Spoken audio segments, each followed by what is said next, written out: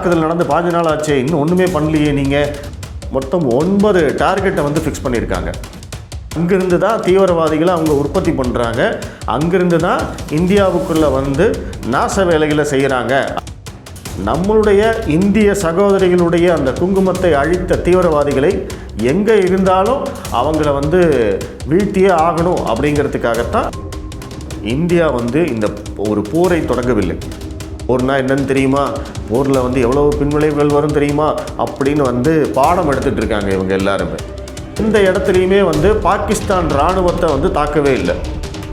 நம்மளுக்கு வந்து ஓட்டு முக்கியம். இந்த ஓட்டரசியலுக்காக என்ன பண்ணலாம்? இன்னும் வரைக்கும் குஜராத் கலவரத்தை பற்றி பேசுகிறாங்க இல்லையா? இஸ்லாமியர்கள் சிறுபான்மையினர்கள் ஓட்டு தான் வந்து இன்றைக்கி காங்கிரஸுக்கு இருக்குது. நம்ம பாகிஸ்தானை வந்து எதிரி நாடாக பார்க்குறோம்.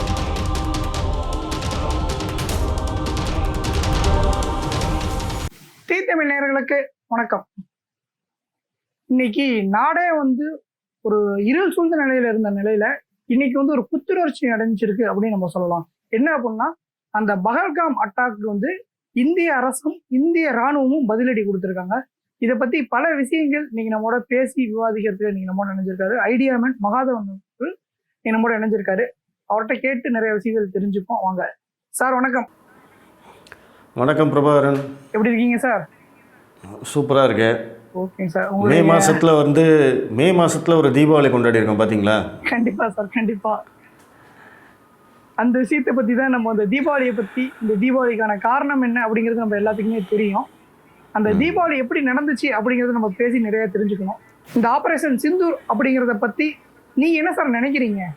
இது வந்து எதிர்பார்த்துட்டு இருந்தது தான். ஏன்னா ஏப்ரல் 22ஆம் தேதி நடந்த பகல்காம் தாக்குதலுக்கு அப்புறமா இந்தியா வந்து எந்த நேரமும் வந்து இராணுவ நடவடிக்கை எடுக்கும் அப்படின்னு பாகிஸ்தான் வந்து பயந்துகிட்டே இருந்தது. அவங்க வந்து அவங்களுடைய படைகளை எல்லாத்தையும் வந்து எல்லையில் கொண்டு வந்து நிறுத்தியிருந்தாங்க. இந்தியாவிலிருந்தும் வந்து தினசரி இராணுவ அப்டேட்னு சொல்லிட்டு நிறைய பேர் நிறைய விதமாக பேசிக்கிட்டு இருந்தாங்க. இன்னொரு பக்கம் நம்மளுடைய இங்கே இருக்கக்கூடிய அந்த இடதுசாரி கம்யூனிஸ்ட் திராவிட அரசியல் அவங்களுடைய ஆட்கள் எல்லாமே வந்து இந்த தாக்குதல் நடந்து 5 நாள் ஆச்சு, இன்னும் ஒன்றுமே பண்ணலையே நீங்கள் அப்படின்னு வந்து கிண்டல் பண்ணிக்கிட்டு இருந்தாங்க. ஸோ இது எல்லாம் நடந்துகிட்ருக்கிற போதே வந்து நேற்று மிக ஒரு முக்கியமான ஒரு அறிவிப்பு வந்தது நீங்கள் பார்த்துருப்பீங்க.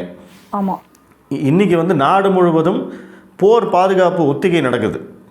கிட்டத்தட்ட இந்தியாவில் 800 மாவட்டங்களுக்கு மேலே இருக்குது.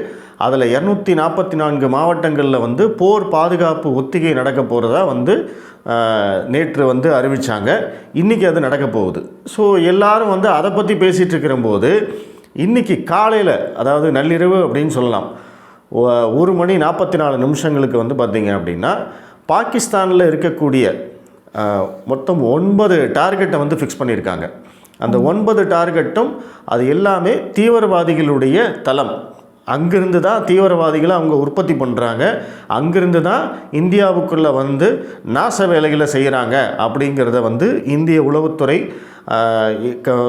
ரொம்ப நுணுக்கமாக வந்து கண்டுபிடிச்சி அந்த குறிப்பிட்ட 9 இடங்களை மட்டும் டார்கெட் பண்ணி முப்படையும் சேர்ந்து இந்த ஆப்ரேஷன் சிந்தூரை பண்ணியிருக்காங்க. இந்த ஆப்ரேஷன் சிந்தூர் அப்படின்னு வச்சுருக்காங்க சார். அதுக்கான காரணம் என்னன்னு தெரிஞ்சுக்கலாமா? சிந்தூர் அப்படின்னா ஹிந்தியில் வந்து பொட்டு, நம்ம வைக்கிற குங்குமம் பொட்டு அப்படின்னு சொல்லுவோம் இல்லையா, அதுதான் வந்து சிந்தூர். இப்போ நம்மளே வந்து செந்தூரம் அப்படின்னு கூட சொல்லுவோம் அதை சில சமயங்களில். இந்த ஆப்ரேஷன் சிந்தூர் அப்படின்னு வச்சதுக்கான மிக முக்கியமான காரணம், பெஹல்காம் தாக்குதலில் தீவிரவாதிகளுடைய டார்கெட் வந்து இந்துக்களாக இருந்தாலுமே அவங்க மிக முக்கியமாக டார்கெட் பண்ணது அந்த குடும்ப தலைவர்களாக இருந்த ஆண்களை மட்டும். ஒரு குடும்பத்தையே வந்து சுற்றி வளைச்சி அவங்கள நிற்க வச்சு அவங்கள வந்து இந்துக்களா அப்படிங்கிறத கன்ஃபார்ம் பண்ணிவிட்டு அதற்கு பிறகு அந்த குடும்பத்தினர் முன்னிலையில், அவங்களுடைய மனைவி, மகன், பெற்றவர்கள் இவங்க முன்னிலையில் அந்த குடும்ப தலைவரை மட்டும், அந்த ஆணை மட்டும் வந்து பார்த்திங்கன்னா பாயிண்ட் பிளாக்காக சுட்டு கொண்டிருக்காங்க. இப்போ தீவிரவாதிகள் நினச்சிருந்தா வந்து அவங்க கையில் துப்பாக்கி இருக்குது, யாரை வேணால் எத்தனை பேரை வேணாலும் சுட்டு கொண்டிருக்கலாம். ஆனால் இதை வந்து ஸ்பெசிஃபிக் டார்கெட்டாக வந்து அவங்க பண்ணியிருக்காங்க. ஸோ அதற்கு வந்து பதிலடி கொடுக்கும் விதமாகத்தான் நம்மளுடைய இந்திய சகோதரிகளுடைய அந்த குங்குமத்தை அழித்த தீவிரவாதிகளை எங்கே இருந்தாலும் அவங்கள வந்து வீழ்த்தியே ஆகணும் அப்படிங்கிறதுக்காகத்தான் இந்த ஆப்ரேஷன் சிந்தூர் அப்படிங்கிற பேர் வச்சுருக்காங்க. அதே மாதிரி சார் இந்த ஆபரேஷன் சிந்தூரை பற்றி இங்கே உள்நாட்டில் நடக்கக்கூடிய அரசியல் பற்றியும் நீங்கள் பேசினா நல்லா இருக்கும்னு எனக்கு தோணுது சார். இல்லை, இங்கே வந்து எல்லாருமே வந்து போர் ஆரம்பிச்சிருச்சு அப்படின்னு சொல்கிறாங்க. ஆக்சுவலாக இந்த ஆப்ரேஷன் சிந்தூரை பற்றி நம்ம ரொம்ப தெளிவாக தெரிஞ்சுக்கணும். இந்தியா வந்து இந்த ஒரு போரை தொடங்கவில்லை. நம்ம வந்து போருக்கான எந்த விஷயத்தையும் வந்து இந்த தாக்குதலில் நம்ம செய்யலை. நம்ம வந்து ரொம்ப இந்திய இராணுவம், இந்திய விமானப்படை, கடற்படை, முப்படைகளும் இணைந்து தான் இந்த தாக்குதலை வந்து பிளான் பண்ணியிருக்காங்க. இந்திய உளவுத்துறையாகட்டும் எல்லாருமே வந்து அதற்கு சப்போர்ட் பண்ணியிருக்காங்க. இந்த தாக்குதலில் இந்தியா பண்ணது என்ன அப்படின்னா, தீவிரவாதிகளுடைய தலைமையகம், தீவிரவாதிகளுடைய செயல்படும் இடம், இது எல்லாத்தையும் டார்கெட் பண்ணி அதை மட்டும் வந்து தாக்கியிருக்காங்க. அவங்க எந்த இடத்துலையுமே வந்து பாகிஸ்தான் இராணுவத்தை வந்து தாக்கவே இல்லை. ப்ளஸ் பாகிஸ்தானில் இருக்கிற பொதுமக்கள் இருக்கக்கூடிய இடங்களை எதுவுமே வந்து தாக்கவே இல்லை. இப்போ சாதாரணமாக வந்து போர் அப்படின்னா உங்களுக்கு வந்து நம்ம எங்கே வேணாலும் குண்டு போடுவோம். மெயினாக வந்து பார்த்திங்கன்னா எதிரி நாட்டில் இராணுவத்தை வந்து தாக்குறது தான் வந்து போர். ஆனால் இந்தியா வந்து அதை செய்யலை. நம்ம ரொம்ப தெளிவாக நுணுக்கமாக திட்டமிட்டு தீவிரவாதிகளை மட்டும்தான் டார்கெட் பண்ணியிருக்கோம். அதுவும் வந்து நம்ம கொடுத்துருக்கிறது ஒரு எதிர்வினை. நம்மளுக்கு நடந்த ஒரு அநீதிக்கு வந்து நம்ம நியாயம் தேடி இருக்கோம்.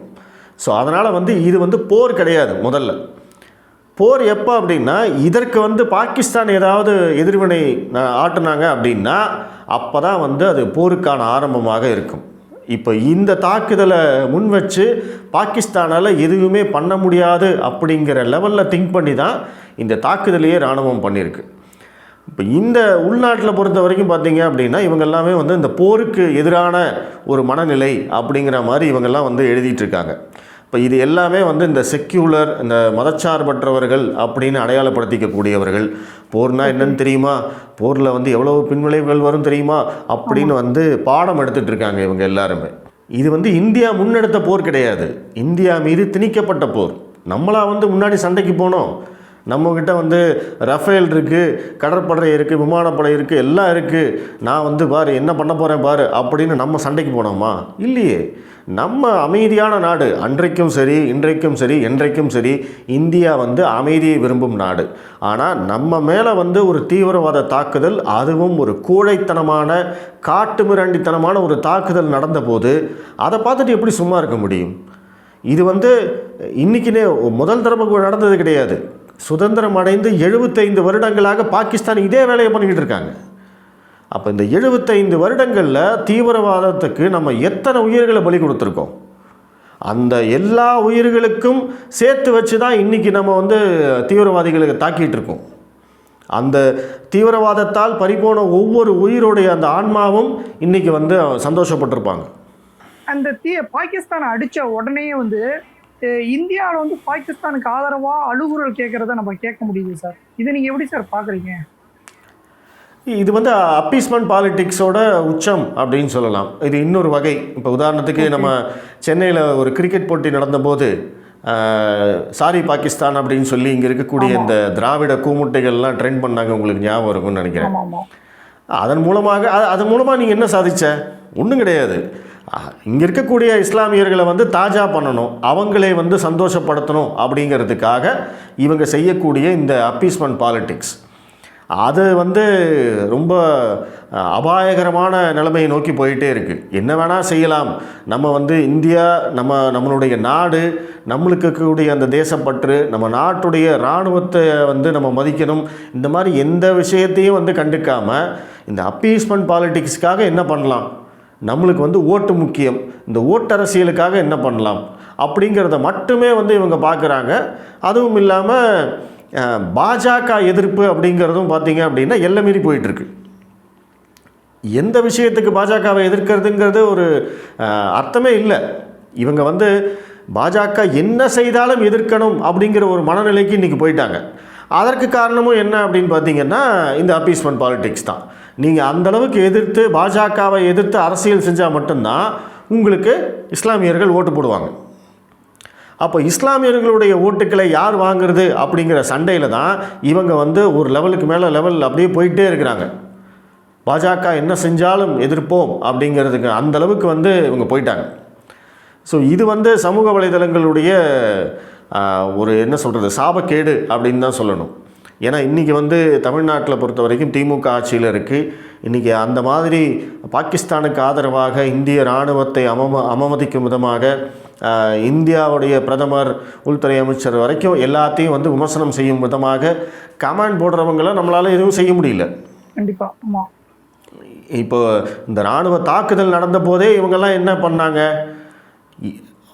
மத ரீதியான தாக்குதலே இல்லைன்னு சொல்கிறாங்கல்ல. நம்மளால் என்ன செய்ய முடிஞ்சுது? 15 நாள் ஆச்சு. இந்திய மத்திய அரசு தான் ஏதாவது நடவடிக்கை எடுக்குமான்னு பார்த்தோம் அப்படிங்கிற மாதிரி சொல்கிறாங்க. இப்போ இவங்களுடைய நோக்கம் என்ன அப்படின்னா, நம்ம வந்து இந்திய இஸ்லாமியர்களை பற்றியே பேசலை. ஆனால் காஷ்மீரில் நடந்தது வந்து மத ரீதியான தாக்குதல். அவங்க இந்துக்களா அப்படிங்கிறத கன்ஃபார்ம் பண்ணி தான் சுட்டிருக்காங்க. அதை சொல்கிறதே வந்து ஒரு மதத்துக்கு எதிரான வெறுப்பு பிரச்சாரம். இவங்க வந்து மதக்கலவரத்தை தூண்டுறதுக்கு முயற்சி பண்ணுறாங்க. இதெல்லாம் என்னன்னு கேட்டிங்கன்னா, வரலாற்றை அப்படியே அழிக்கிறதுக்கான முயற்சிகள். இப்போ இவங்க எல்லா இடத்துலையும் பாருங்கள். இப்போ காஷ்மீர் பண்டிட்டுகளை பற்றி நம்ம பேசுகிறோம். ஆனால் காஷ்மீர் பண்டிட்டுகளுக்கு வந்து அந்த மாதிரி ஒரு சம்பவமே நடக்கலை அப்படின்னு இவங்கெல்லாம் சொல்லிட்டு இருக்காங்க. ஆமாம், அந்த காஷ்மீர் இன்னைக்கு வந்து படம் வரும்போதுலாம் மிகப்பெரிய ஒரு சர்ச்சை கிளம்பிச்சு. ஆமாம். இப்போ நீங்கள் நம்மளோட இந்தியா ஜெயித்த போர்கள் எடுத்துக்கோங்களேன். கார்கில் ஆகட்டும், இல்லை வந்து இந்தியா பாகிஸ்தான் போர் ஆகட்டும், இல்லை வங்கதேச போர் ஆகட்டும், அதற்கு பிறகு வந்து இது எதையுமே வந்து பார்த்திங்கன்னா இவங்க பேசவே மாட்டாங்க.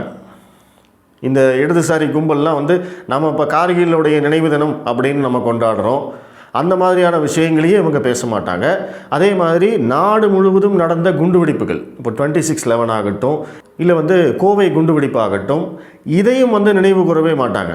அப்போ இதெல்லாம் என்ன அப்படின்னா, இந்த வெற்றிகள், இந்தியாவுடைய வெற்றிகள் ப்ளஸ் இந்தியாவுடைய சோகங்கள், துயரங்கள், இது எதையுமே வந்து இவங்க நினைவு கூறாமல், அதை பற்றி வந்து பேசாமல், அதை வந்து வரலாற்றுலேருந்தே அழிக்கணும் அப்படிங்கிறது தான் இவங்களுடைய நோக்கமாக இருக்குது.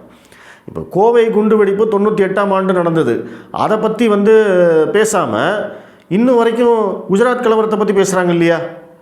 அதற்கு முன்னாடி நடந்த பாபர் மசூதி இடிப்பை பற்றி பேசுகிறாங்க இல்லையா? ஏன் அப்போ பாபர் மசூதி இடிப்பும் குஜராத் கலவரமும் மட்டும்தான் வந்து இந்தியாவோட துயரங்களா? கோவை குண்டுவெடிப்பு இல்லையா? மும்பை தாக்குதல் இல்லையா? அப்போ அதையெல்லாம் பற்றி யார் பேசுவாங்க? அப்போ இது வந்து எப்பவுமே இவங்க வந்து இந்த ஒன் சைடடாக பண்ணி, இப்போ நீங்கள் இந்த மாதிரி இவங்க பிரச்சாரம் பண்ணுறதுனால, அதாவது காஷ்மீரில் இந்துக்கள் என்பதனால் அவர்கள் கொல்லப்பட்டார்கள் அப்படிங்கிற அந்த ஒரு வரியை சொல்கிறதுனால இவங்க ஒரு எதிர் பிரச்சாரம் பண்ணுறாங்க இல்லையா? இவங்க வந்து மதவாதிகள், இவங்க வந்து மதத்தை வந்து வெறுப்பு பிரச்சாரத்துக்கு பயன்படுத்துகிறாங்க, ஒரு குறிப்பிட்ட மதத்தின் மேலே வந்து வெறுப்பு பிரச்சாரம் செய்கிறாங்க அப்படின்லாம் சொல்கிறாங்க இல்லையா? இப்போ இதெல்லாம் சொல்கிறதுனால என்ன ஆகும் அப்படின்னா, இந்த பக்கம் இந்த செக்யூலர் அப்படின்னு சொல்லக்கூடியவர்கள் இதை பற்றி பேசவே மாட்டாங்க. உங்களுக்கு புரியுதுங்களா? ஒரு அடாவடியான, ஒரு அதிரடியான ஒரு தாக்குதல் இது. ஒரு சமூக வலைதளங்களில் செய்யப்படக்கூடிய தாக்குதல். நீ வந்து காஷ்மீர் தாக்குதலை பற்றி பேசின அப்படின்னா நாங்கள் உன்னை மதவாதின்னு சொல்லுவோம், நாங்கள் உன்னை சங்கின்னு சொல்லுவோம், நாங்கள் உன்னை வந்து மத தீவிரவாதின்னு சொல்லுவோம், நாங்கள் உன்னை வந்து இந்து தீவிரவாதின்னு சொல்லுவோம். இப்படியெல்லாம் வந்து ஒரு மறைமுக மிரட்டல் தான் இவங்க பண்ணிக்கிட்டு இருக்காங்க. இன்றைக்கி அதை மீறி தான் நம்மளாம் பேசிகிட்டு இருக்கோம். இப்போ நம்மளுக்கு என்ன பேர் சமூக வலைதளங்களில்? நம்ம ஃபேஸ்புக்கில் நம்ம ஏதாவது ஸ்டேட்டஸ் போட்டோம்னா எல்லாம் வந்து கண்ணா பண்ண திட்டிட்டு தானே இருக்காங்க. அதை மீறி தானே நம்ம பண்ணுறோம். அந்த மாதிரி திட்டுவாங்க அப்படிங்கிற பயத்திலே வந்து நிறைய பேர் இதை பற்றி பேசுகிறதே இல்லை. அந்த பயம்தான் இவங்களுக்கு வேணும். இதில் நம்ம என்ன குறிப்பிட்டு சொல்ல வேண்டியது இருக்குது அப்படின்னா, ஒரு குறிப்பிட்ட ஒரு கட்சிக்கு எதிராக பேசுகிற அப்படிங்கிற பேரில் காங்கிரஸ், அதாவது குறிப்பிட்டு சொல்ல போனால் ராகுல் காந்தியுமே ஒரு குறிப்பிட்ட கட்சிக்கு எதிராக பேசுகிறங்கிற பேரில் போய் வெளிநாடுகளில் போய் இந்தியாவை பற்றியுமே இந்திய கலாச்சாரத்தை பற்றியுமே ரொம்பவே தவறாக பேசிட்டு வர்றாரு அப்படின்னு சொல்லி கோர்ட்டும் சரி, இந்திய மக்களுமே அவரை பற்றி ரொம்பவே தப்பாக எண்ணிட்டு இருக்காங்க அப்படிங்கிறது அவர் இன்னமும் உணரலை அப்படிங்கிறத நம்ம இந்த இடத்துல சொல்லி ஆகணும். இல்லை, அவருக்கு வந்து இப்போ அதிகமாக வந்து இஸ்லாமியர்கள் ஓட்டு தான் அவங்க மொத்தமாக வாங்கிட்டே இருக்காங்க. ஏன்னா அது இஸ்லாமியர்கள் ஓட்டு ஏன் காங்கிரஸுக்கு போகுது அப்படிங்கிறதே ஒரு மிகப்பெரிய வரலாறு. அது வந்து நிறைய நம்மளால் பேச முடியும். அவங்க எந்த மாதிரி வந்து இங்கே ஒரு இஸ்லாமியர்களுக்கான ஒரு அரசியல் அவங்க பண்ணியிருக்காங்க அப்படிங்கிறதெல்லாம் வந்து அது அதெல்லாம் படித்தோம் அப்படின்னா நம்மளுக்கு உண்மையிலேயே ரத்தம் கொதிக்கும். ஸோ அந்தளவுக்கு வந்து அவங்க அந்த இஸ்லாமிய அப்பீஸ்மெண்ட் பாலிட்டிக்ஸ், முஸ்லீம் அப்பீஸ்மெண்ட் பாலிட்டிக்ஸை வந்து இந்தியாவுக்கு அறிமுகப்படுத்தி அதை வெற்றிகரமாக செய்து கொண்டிருக்கும் முதல் கட்சி வந்து காங்கிரஸ் தான். அவங்களுக்கு அப்புறமா தான் அதை மற்ற கட்சிகள் எல்லாம் வந்து பின்பற்ற ஆரம்பித்தாங்க. இன்றைக்கி வந்து இப்போ உதாரணத்துக்கு டெல்லியில் எடுத்துக்கிட்டிங்க அப்படின்னா, டெல்லியில் இருக்கக்கூடிய இஸ்லாமியர்கள் வந்து காங்கிரஸ் கட்சியை கைக்கிட்டு விட்டு ஃபுல் அண்ட் ஃபுல் ஆம் ஆத்மிக்கு தானே ஓட்டு போடுறாங்க. மேற்கு வங்கத்தை எடுத்துக்கிட்டிங்க அப்படின்னா அங்கே காங்கிரஸ்க்கு ஓட்டு போடுறதில்ல, அவங்க மம்தா பானர்ஜிக்கு தான் ஓட்டு போடுறாங்க. ஸோ அந்த மாதிரி வந்து காங்கிரஸ் நிறைய இடத்துல இஸ்லாமிய அந்த ஓட்டுகளை வந்து இழந்துகிட்டே இருக்காங்க.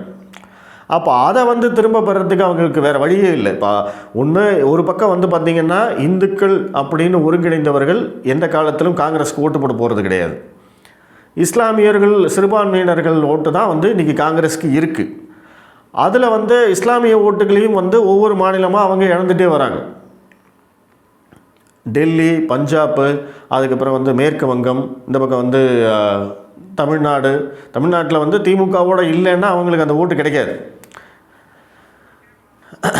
ஸோ இது எல்லாம் சேர்ந்து தான் அவங்களுக்கு வந்து தொடர்ச்சியாக வந்து அந்த இந்து வெறுப்பு பிரச்சாரம் ப்ளஸ் இந்திய வெறுப்பு பிரச்சாரம் இதையெல்லாம் பண்ணால் தான் வந்து இஸ்லாமியர்கள் ஓட்டு போடுவாங்க அப்படிங்கிற ஒரு மனநிலை வந்து பார்த்திங்க அப்படின்னா இந்த இடதுசாரிகள் திராவிட கம்யூனிஸ்ட் கட்சிகளுக்கு இருக்குது. இது வந்து பரஸ்பரம் அவங்க இப்படி தான் ஓட்டு போடுறாங்களான்னு நம்மளுக்கு தெரியாது, இவங்க இப்படி பேசுகிறதுனால அவங்க அப்படி ஓட்டு போடுறதுனால தான் இவங்க இப்படி பேசுகிறாங்களா அப்படிங்கிறது நம்மளுக்கு தெரியாது. இறுதியான ஒரு கேள்வி மட்டும் என்ன கேட்கலாம் அப்படின்னு நினைக்கிறேன் சார்.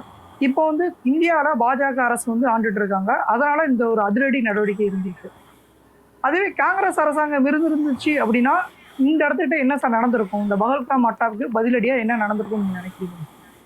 இல்லைங்க, அவங்க 26/11 ஒன்றும் பண்ணலையே. 26/11 வந்து 2008 கிட்டத்தட்ட 158 பேர் வந்து இறந்து போனாங்க. அதுவும் வந்து ஒரு இந்தியா சந்தித்த ஒரு மிக கொடூரமான தீவிரவாத தாக்குதல் அது. அதில் வந்து அப்துல் கசாப் வந்து நம்ம ஒருத்தரை மட்டும்தான் உயிரோடு பிடிச்சோம், மற்றவங்களையெல்லாம் சுட்டு கொண்டாங்க.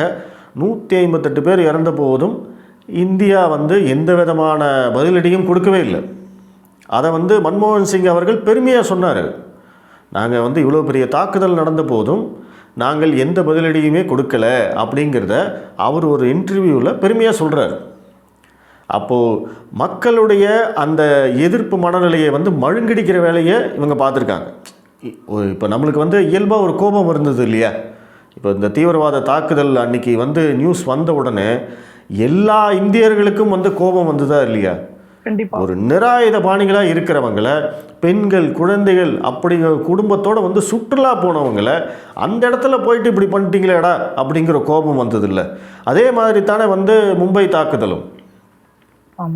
கடல் வழியாக உள்ளே வந்தவங்க கண்ணில் படுற இடத்துலையெல்லாம் வந்து பாம் வச்சு கண்ணில் படுறவங்களையெல்லாம் சுட்டு கொண்டு எத்தனை குழந்தைகள், எத்தனை பெண்கள், 158 பேருங்கிறது வந்து சாதாரண காரியமா?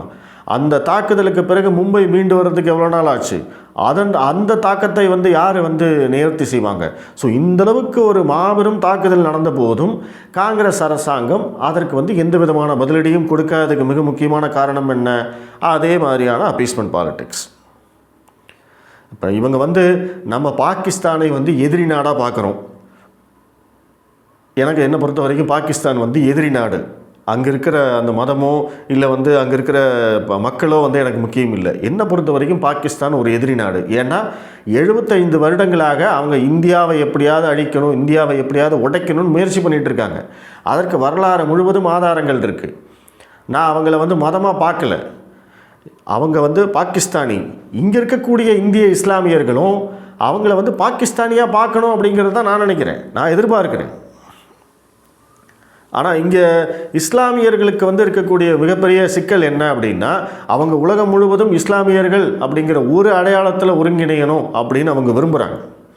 இப்போ அதனால தான் வந்து பார்த்திங்கன்னா தமிழ்நாட்டில், கேரளாவில் இருக்கக்கூடிய இஸ்லாமியர்கள் பாலஸ்தீனத்துக்காக வந்து இவங்க போராடுறாங்க. பாலஸ்தீனத்துக்கும் நம்மளுக்கு என்ன சம்பந்தம்? ஒரு சம்பந்தமும் கிடையாது. அங்கே இருக்கக்கூடிய காசாவில் வந்து இஸ்ரேலுக்கும் ஹமாஸ் தீவிரவாதிகளுக்கும் சண்டை நடக்குது அப்படிங்கிறதுனால இஸ்ரேலை வந்து எதிர்க்கணும், இஸ்ரேல் கூட வந்து இந்தியா நட்பு நாடாக இருக்கக்கூடாது அப்படிங்கிற அளவுக்கு இவங்க வந்து அரசியல் பண்ணுறாங்க. இது அவங்க வந்து அந்த பாலஸ்தீனர்களை வந்து தங்களுடைய உறவுக்காரர்களாக, தங்களுடைய இனத்தவர்களாக வந்து அவங்க நினைக்கிறாங்க. அப்போ பாலஸ்தீனியர்கள் வந்து உங்களுக்கு நண்பர்கள், உங்களுக்கு வந்து உறவினர்கள் அப்படின்னா அப்போ பாகிஸ்தானியர்கள் யார்? ஆப்கானிஸ்தானியர்கள் யார்? ஆப்கானிஸ்தானுக்காகவும் இங்கே போராட்டம் நடந்திருக்கு சென்னையில். ஆமாம், உங்களுக்கு ஞாபகம் இருக்கும். இங்கே இருக்கக்கூடிய அமெரிக்க தூதரகத்தை வந்து போய் அடித்து உடைச்சாங்க. அப்போ நீங்கள் இதெல்லாம் செய்கிறீங்க அப்படின்னு அப்போ நான் இப்படி வந்து பாகிஸ்தானை வந்து இப்போ நீங்கள் இஸ்லாமியர்கள் இங்கே இருக்கக்கூடிய இஸ்லாமியர்களுக்கு பாலஸ்தீனமும் பாகிஸ்தானும் ஒன்று அப்படின்னா அதை வந்து நான் எப்படி ஏற்றுக்க முடியும்? எனக்கு பாலஸ்தீனத்துக்கும் எனக்கு சம்மந்தம் இல்லை, நான் அதை பற்றி பேச விரும்பலை. ஆனால் அதே சமயம் பாகிஸ்தானுக்கும் எனக்கும் சம்மந்தம் இருக்குது. என்னுடைய நாட்டுடைய எதிரி பாகிஸ்தான். அந்த லெவலில் தான் நான் பார்க்குறேன். ஆனால் இங்கே அந்த பார்வை தான் வந்து நிறைய சிக்கல்களை கொண்டு வருது. இங்கே இருக்கக்கூடிய இஸ்லாமியர்கள் என்னவா பார்க்குறாங்க, அவங்க வந்து நண்பர்களாவோ அவங்க உறவினர்களாவோ பாகிஸ்தான் என்னுடைய நாடுன்னு சொல்லக்கூடியவர்கள் நிறைய பேர் இருக்காங்க. நம்ம நிறைய பார்த்தோம். பாகிஸ்தான் கொடியை காப்பாற்றுறவங்களையெல்லாம் நம்ம வந்து பார்த்தோம். அப்போ அந்த இஸ்லாமியர்களுக்கு வந்து இந்த இடதுசாரி கட்சிகள், காங்கிரஸ் கட்சி, இவங்கெல்லாம் வந்து என்ன சொல்ல போகிறாங்க, என்ன செய்கிறாங்க, அவங்களுடைய அந்த மனநிலை என்ன அப்படிங்கிறது எல்லாமே நம்மளுக்கு வந்து ஒரு மிகப்பெரிய குழப்பமாக இருக்குது. ஆனால் இதை பொறுத்த வரைக்கும் பார்த்தீங்க அப்படின்னா நம்ம வந்து ரொம்ப க்ளீன் ஸ்லேட்டாக பார்க்கணும். நம்ம இந்த தாக்குதலுக்கு இந்திய இராணுவம் எதிர்வினை ஆட்டியிருக்காங்க, ஒரு பதிலடி கொடுத்துருக்காங்க. நம்ம நாட்டுடைய இராணுவத்தோட கூட நிற்கணும். இதில் வந்து இறந்தவங்க யார் அடித்தவங்க அந்த கதையெல்லாம் இல்லை. இதில் மதமும் இல்லை, சாதியும் இல்லை, பொருளாதார ஏற்றத்தாழ்வுகள் எதுவும் இல்லை. நீ இந்த இனம் அந்த மதம் அதெல்லாம் ஒன்றுமே கிடையாது. இது என்னுடைய நாடு. இந்தியா அப்படிங்கிற நாட்டுக்கு ஒரு பிரச்சனைன்னு வந்தபோது அந்த பிரச்சனைக்காக என்னுடைய இராணுவம், என்னுடைய பாதுகாப்புக்காக இருக்கக்கூடிய இராணுவம் எனக்காக ஒரு பதிலடி தாக்குதல் நடத்தியிருக்காங்க. அதற்கு நான் துணை நிற்பேன், அதற்கு வந்து நான் ஆதரவு கொடுப்பேன், அவ்வளவுதான். அந்த இடத்துல வந்து எல்லாரும் நின்னோம் அப்படின்னா இதில் எந்த சச்சரவும் கிடையாது அப்படிங்கிறது தான் என்னுடைய தாழ்மையான கருத்து. ரொம்ப நன்றி சார். உங்களோட பல கருத்துக்கள் நம்ம நேரோட பயந்துட்டீங்க. ரொம்பவே நன்றி சார். நன்றி, தேங்க்யூ.